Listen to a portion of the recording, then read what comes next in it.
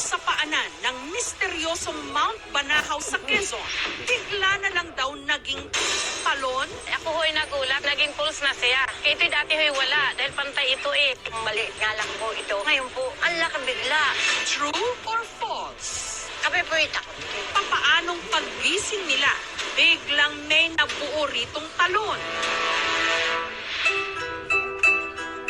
Ang 4 na dekada ng nawawalang kapatid ni Lola Alejandra na si Lola Ana. Paggabi, may ka.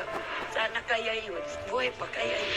Nahagip sa TikTok video. Pag nakuha mo 1,000 na blessings yun ha. Ito na lang, sige kita, baka dako ba? Uy, mga! Grabe, swerte oh.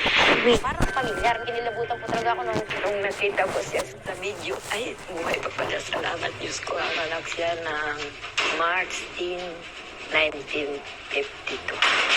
Pinanganak ako nung March 10, 1958. Mukha niya nakabingit. Siya nga kaya ito. Sa compound na ito sa Las Piñas, nakakasawa na raw ang mga nakikitang sawa. Akala po, sindurog po yun ang anak ko nalaglag. Ay, may ahas po.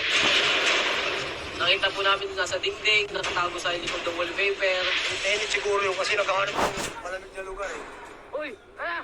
Gaano katotoo na meron pa raw isa pang hindi nahuhuli ang mas malaking mother snake. Kasi po makairam ng itap.